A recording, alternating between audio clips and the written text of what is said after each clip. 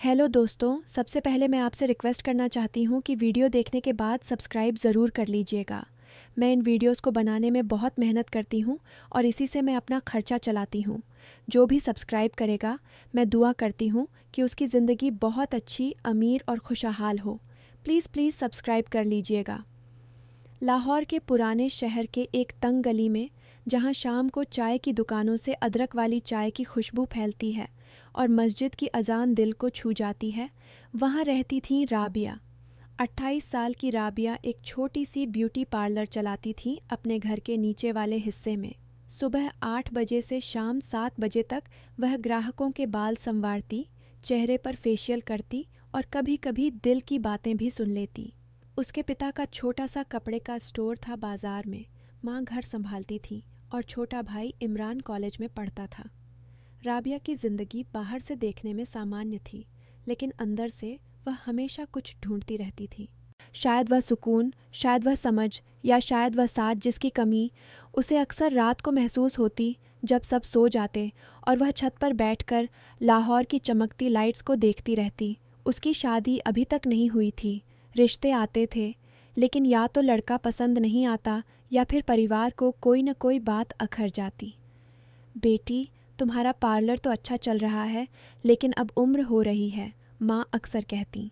राबिया मुस्कुराकर टाल देती, लेकिन अंदर कहीं डर भी लगता कि कहीं वह अकेली तो नहीं रह जाएगी। एक दिन दोपहर में जब राबिया पार्लर में एक क्लाइंट के बालों में हाइलाइट्स लगा रही थी, तभी उसका फ़ोन बज उठा। स्क्रीन पर सलीम भाई नाम देखकर वह थोड़ा हैरान हुई। सलीम उसके बचपन का पड़ोसी था, जो अब कराची में सॉफ्टवेयर इंजीनियर की नौकरी करता था। उन्होंने सालों बाद बात की थी। कॉल उठाते ही सलीम ने हंसते हुए कहा, राबिया, मैं लाहौर आ रहा हूँ 3 दिन के लिए। ऑफिस का काम है। तुम्हारे घर रुक सकता हूँ क्या? होटल में अकेला रहना अच्छा नहीं लगता। राबिया ने बिना ज़्यादा सोचे हाँ कर दी। सलीम हमेशा से परिवार जैसा ही था। उसके अब्बू और सलीम के अब्बू साथ बड़े हुए थे। बचपन में सलीम और राबिया छत पर पतंग उड़ाया करते थे, बारिश में भीगते थे और कभी कभी स्कूल के नोट्स भी शेयर करते थे। सलीम हमेशा शांत और समझदार लड़का रहा था। अब वह 30 साल का हो चुका था, लेकिन उसकी आवाज़ में वही पुरानी गर्माहट थी। दूसरे दिन शाम को जब सलीम आया, राबिया ने दरवाज़ा खोला तो एक पल के लिए समय रुक सा गया। सलीम पहले से ज़्यादा लंबा और गंभीर दिख रहा था। सूट में था, लेकिन आंखों में वही पुरानी नरमी थी। वाह राबिया, तुम बिल्कुल नहीं बदली, उसने मुस्कुराते हुए कहा। राबिया हंसी। झूठ मत बोलो सलीम, मैंने तो बाल भी रंग लिए हैं अब। दोनों हंस पड़े। इमरान ने सलीम को गले लगाया और माँ ने खुशी खुशी चाय बना दी। पहले दिन तो सब सामान्य रहा। राबिया ने उसे ऊपर वाले कमरे में ठहरा दिया, जहाँ पहले उसके नाना रहते थे। शाम को खाने के टेबल पर पुरानी यादें ताज़ा हो गईं।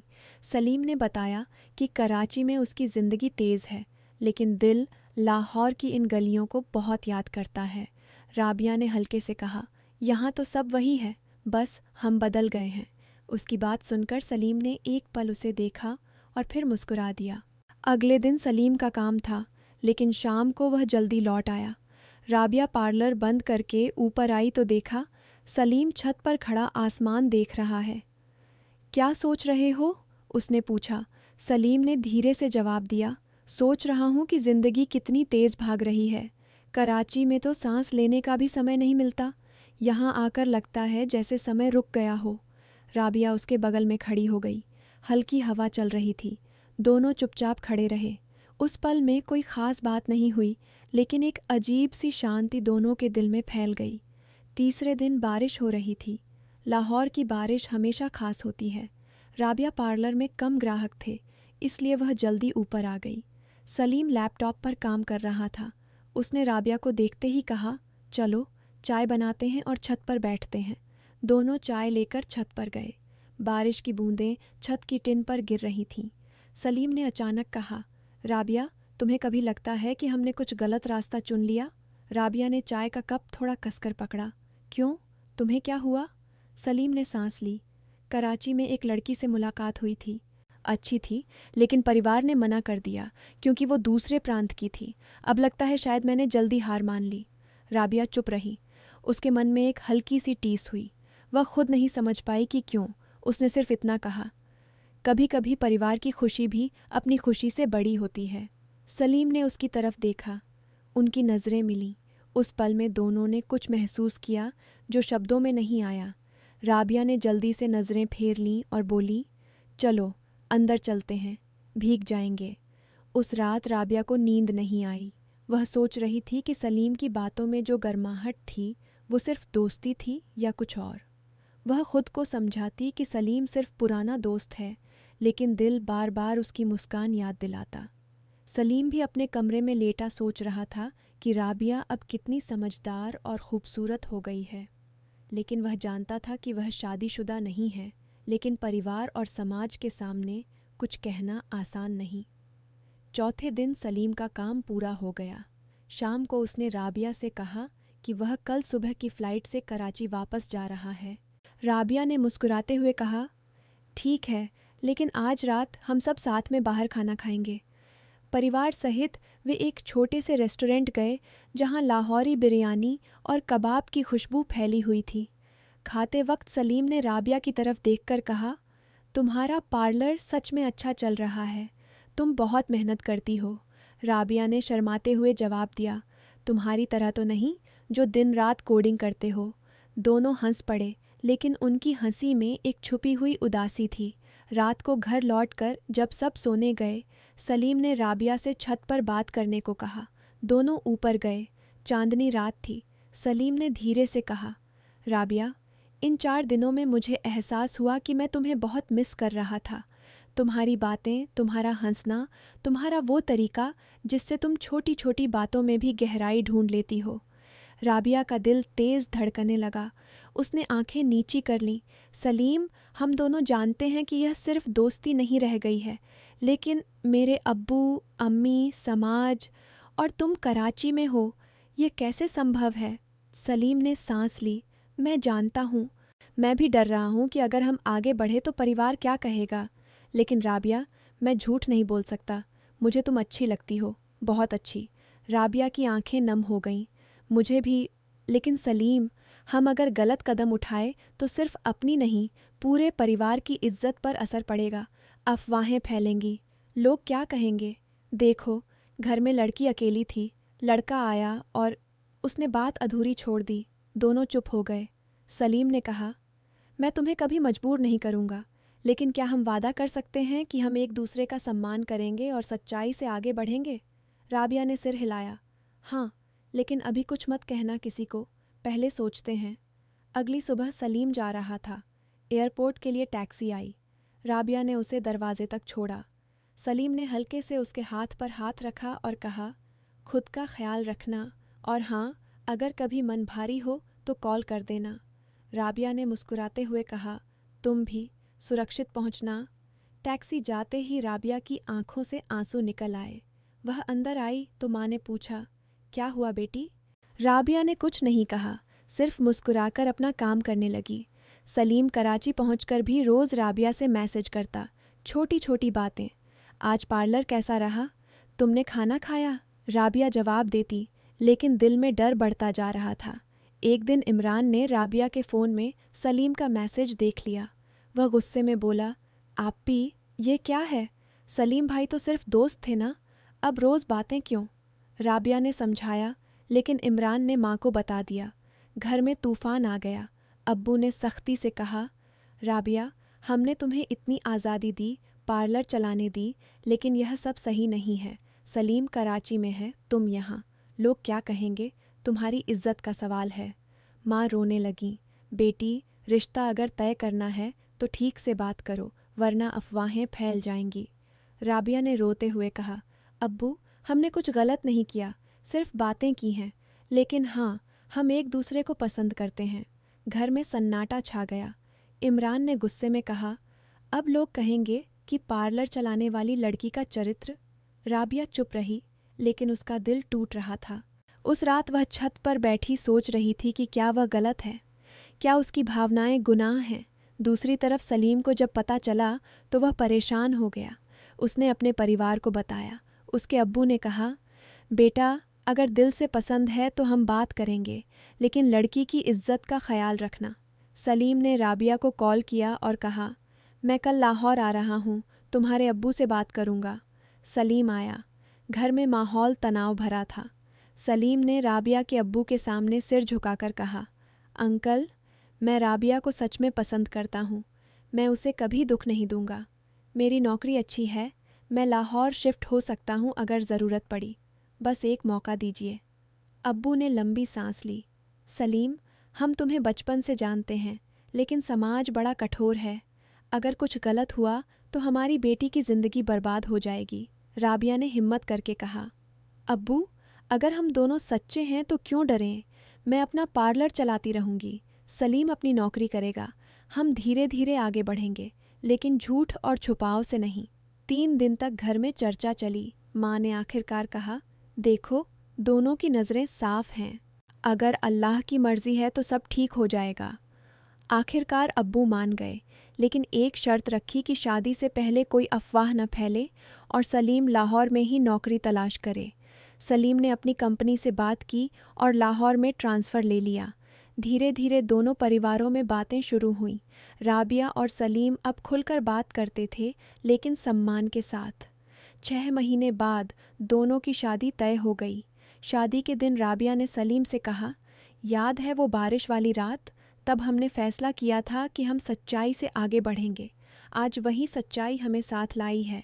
सलीम ने मुस्कुराते हुए जवाब दिया, हाँ, और यह सिखाया कि भावनाएं जितनी भी गहरी हों, उन्हें इज्जत और समझदारी से संभालना पड़ता है। शादी के बाद राबिया का पार्लर और बड़ा हो गया। सलीम लाहौर में ही काम करने लगा। दोनों ने मिलकर एक छोटा सा घर लिया, पुरानी गली के पास ही। लेकिन सबसे बड़ी बात यह हुई कि इमरान ने भी माफ़ी मांगी अपनी बहन से। आप भी, मैंने गलत सोचा था। अफवाहों से डरकर मैंने तुम्हें दुख दिया। राबिया ने उसे गले लगाया और कहा, कोई बात नहीं। बस अब सीख लिया कि दूसरों की ज़िंदगी में जल्दी फैसला मत करो। 1 साल बाद जब राबिया अपनी पहली सालगिरह मना रही थी, तो उसने सोचा कि ज़िंदगी में कभी कभी पुराने रिश्ते नई राह दिखाते हैं, लेकिन उन्हें सही तरीके से अपनाना और समाज की हकीकत को समझना भी ज़रूरी है। सलीम के साथ उसका रिश्ता अब सिर्फ प्यार नहीं, बल्कि गहरी दोस्ती और सम्मान पर टिका था। दोस्तों, यह कहानी सिखाती है कि भावनाएं आना इंसानी फितरत है, लेकिन उन्हें संभालने में समझदारी, इज्जत और सच्चाई सबसे ज़रूरी है। अगर हम सही रास्ता चुनें और परिवार की भावनाओं का सम्मान करें, तो ज़िंदगी खुद ब खुद सुंदर हो जाती है। गलतियां करने वाले को भी माफ़ करना और खुद में बदलाव लाना ही असली इंसानियत है। क्या आपको यह कहानी पसंद आई? कमेंट में ज़रूर बताएं कि आप क्या सोचते हैं। और हाँ, अगर चैनल पर नए हैं तो सब्सक्राइब करना न भूलें। अल्लाह हाफिज़। आज का नौजवान अक्सर 2 ज़िंदगियां जी रहा होता है। एक वो जो दुनिया को दिखाई देती है, सोशल मीडिया पर मुस्कुराती तस्वीरों, स्मार्ट कैप्शंस, ट्रेंडी कपड़ों और सेल्फ कॉन्फिडेंस के दिखने वाले अंदाज में। और दूसरी वो जो उसके अंदर चल रही होती है, अंदरूनी सवालों, बेचैनी, खुद से नाराज़गी, मुस्तकबिल के खौफ और अपनी असल पहचान की तलाश में। इसी दोहरे तजुर्बे का नाम है तशख़्ख़ुस का क्राइसिस, यानी आइडेंटिटी क्राइसिस। ये सिर्फ एक नफ्सियाती इस्तिलाह नहीं, बल्कि आज के दौर के नौजवान की ज़िंदगी का एक गहरा और ज़ख्मी सच है। तशख़्ख़ुस का मतलब होता है ये समझना कि मैं कौन हूँ, मेरी कीमत क्या है, मेरी सोच किस बुनियाद पर खरी है और मुझे किस रास्ते पर चलना चाहिए। जब ये सवाल धुंधले पड़ने लगते हैं, जब इंसान अपने आप को किसी एक सूरत में समेट नहीं पाता, जब उसे लगता है कि वो हर जगह मौजूद है मगर कहीं भी असली तौर पर मौजूद नहीं, तब तशख़्ख़ुस का क्राइसिस पैदा होता है। आज के नौजवान के साथ सबसे बड़ा मसला यही है कि उस पर हर तरफ से पहचान थोपी जा रही है। घर वाले चाहते हैं कि वो फर्जंद हो जो रिवायत निभाए, मुआशरा चाहता है कि वो सक्सेसफुल हो, दोस्तों का दायरा चाहता है कि वो कूल और अपडेटेड लगे, सोशल मीडिया चाहता है कि वो हमेशा इम्प्रेसिव नज़र आए। और इन तमाम मुताज़द मुतलबात के दरमियान एक जवान दिल चुपके से पूछता है, मेरी अपनी आवाज़ कहाँ है? ये अंदरूनी जंग बहुत खामोश होती है, मगर इंतहाई थाका देने वाली। नौजवान अक्सर इस कशमकश में जीता है कि वो अपनी असल फितरत के मुताबिक ज़िंदगी गुजारे या लोगों की उम्मीदों के मुताबिक। अगर वो अपने दिल की सुने तो यूँ खौफ होता है कि कहीं उसे न समझा ना जाए और अगर वो लोगों को खुश करने की कोशिश करे तो धीरे धीरे अपने आप से दूर होता चला जाता है। इसी दूरी से फिर खला पैदा होता है। फिर इंसान महसूस करता है कि उसके पास सब कुछ है, डिग्री, फ़ोन, फॉलोअर्स, दोस्तों का सर्कल, मगर फिर भी अंदर से कुछ टूट रहा है। सोशल मीडिया ने इस क्राइसिस को और गहरा कर दिया है। पहले इंसान अपने आसपास के चांद लोगों से मुकाबला करता था, आज वो पूरी दुनिया से अपनी कीमत नापता है। किसी की बॉडी बेटर है, किसी का करियर फास्ट है, किसी का रिलेशनशिप परफेक्ट लगता है, किसी की लाइफस्टाइल ग्लैमरस है। नौजवान जब रोज़ाना इस नुमायाशी दुनिया को देखता है तो उसके अंदर एक महसूस या ना महसूस पैगाम उतरता है, तुम अभी काफ़ी नहीं हो। यह एहसास फिर उसकी शनाख्त को हिला देता है। वो अपने असली जज्बात छुपाने लगता है और एक एडिटेड पर्सनैलिटी पेश करता है। धीरे धीरे वो इतना आदत डाल लेता है कि उस खुद भी समझ नहीं आता कि असल में वो है कौन। मगर ये क्राइसिस सिर्फ डिजिटल दुनिया का पैदा करदा मसला नहीं, इसकी जड़ें बचपन, तरबियत, तालीम और मुआशरती दबाव तक जाती हैं। हमारे यहाँ अक्सर बच्चों को यह सिखाया जाता है कि सवाल कम करो, फरमा बारदारी ज़्यादा, जज्बत कम दिखाओ, कामयाबी ज़्यादा लाओ, अपनी अलग सोच से ज़्यादा ख़ानदानी इज़्ज़त का ख्याल रखो। नतीजा ये होता है कि नौजवान सोचना तो चाहता है मगर डर भी लगता है। वो अपनी मर्ज़ी बनाना चाहता है मगर गुनाहगार महसूस करता है। वो अपनी मंजिल चुनना चाहता है मगर उस बचपन से दूसरों के नक्शे कदम पर चलने की आदत होती है। यहाँ से अंदरूनी जंग शुरू होती है। एक हिस्सा आज़ादी चाहता है, दूसरा कबूलियत। इस जंग का सबसे दर्दनाक पहलू ये है कि अक्सर नौजवान इसे लफ्ज़ों में बयान भी नहीं कर पाता। उसे सिर्फ इतना महसूस होता है कि दिल भारी है, ज़हन उलझा हुआ है और रूह थकी हुई है। कभी वो बेवजह गुस्सा करता है, कभी अचानक तन्हा रहना चाहता है, कभी हर महफिल में होते हुए भी अजनबी महसूस करता है। लोग समझते हैं कि ये सिर्फ मूड स्विंग्स हैं, हालांकि कई मर्तबा ये पहचान के बहरान की अलामत होती हैं। इंसान जब अपने आप से मुतमईन हो तो दुनिया का कोई तसल्ली बख्श जुमला उसे पूरा सुकून नहीं दे सकता। लेकिन इस सारी तरीक़ी के दरमियान उम्मीद की रोशनी भी मौजूद है। तशख़्ख़ुस का क्राइसिस हमेशा तबाही की निशानी नहीं होता। कई दफ़ा यही क्राइसिस शख्सियत की तमीर का आगाज़ होता है। जब नौजवान सवाल करता है कि मैं कौन हूँ, तभी तो वो किसी सच के करीब पहुँचता है। मसला सवालों में नहीं, मसला उन सवालों को दावा देने में है। अपनी पहचान पाना एक दिन का काम नहीं, ये एक सफ़र है। खुद को समझने का, अपनी कमज़ोरी को कबूल करने का, अपनी ख्वाहिशत को पहचानने का और सबसे बढ़कर अपने आप को दूसरों के मयार से आज़ाद करने का। नौजवान को ये समझना होगा कि उसकी कीमत सिर्फ परफॉर्मेंस से तय नहीं होती। वो सिर्फ मार्क्स, सैलरी, लुक्स या लाइक्स का मजमुआ नहीं। वो एक एहसास रखने वाली, सोचने वाली, खता करने वाली, सीखने वाली हस्ती है। उसे ये हक हासिल है कि वो कंफ्यूज हो, रुक कर सोचे, रास्ता बदले, गलती करे और फिर दोबारा अपने आप को दरियाफ्त करे। खुद को पाना किसी रेस का हिस्सा नहीं, ये एक अंदर का अमाल है जो ईमानदारी मांगता है। मुआशरे को भी अपना किरदार समझना होगा। हमें नौजवान से सिर्फ नतीजे नहीं, उसकी कहानी भी पूछनी होगी। हमें उसके रवैये का फ़ैसला करने से पहले उसके बोझ को समझना होगा। हमें उसे ये एहसास देना होगा कि उसकी अहमियत तब भी है जब वो कमज़ोर हो, उलझा हो या अभी तक अपना रास्ता ढूंढ रहा हो। हर नौजवान को एक ऐसी फ़िज़ा चाहिए होती है जहां वो बगैर खौफ के कह सके, मुझे समझ नहीं आ रहा कि मैं कौन हूँ। शायद इसी इकरार से उसकी शिफा का सफ़र शुरू होता है। आखिर में तशख़्ख़ुस का क्राइसिस दरअसल एक पुकार है। अंदर से उठती हुई पुकार के इंसान को देखा जाए, समझा जाए और यूँ से उसकी असली सूरत में कबूल किया जाए। नौजवान की अंदरूनी जंग कोई कमज़ोरी नहीं, ये उस बात की दलील है कि उसके अंदर अभी भी सच की तलाश ज़िंदा है, और जब तक ये तलाश ज़िंदा है तब तक उम्मीद भी ज़िंदा है। शायद हमें अपने नौजवान को मशवरे से ज़्यादा मोहब्बत, हुक्म से ज़्यादा गुफ्तगू और तनकीद से ज़्यादा समझ देने की ज़रूरत है। क्योंकि जब एक नौजवान अपनी पहचान पली तखाए तो सिर्फ एक शख्स नहीं बेचते, बल्कि एक पूरा मुस्तकबिल बाक़ियात तखाए।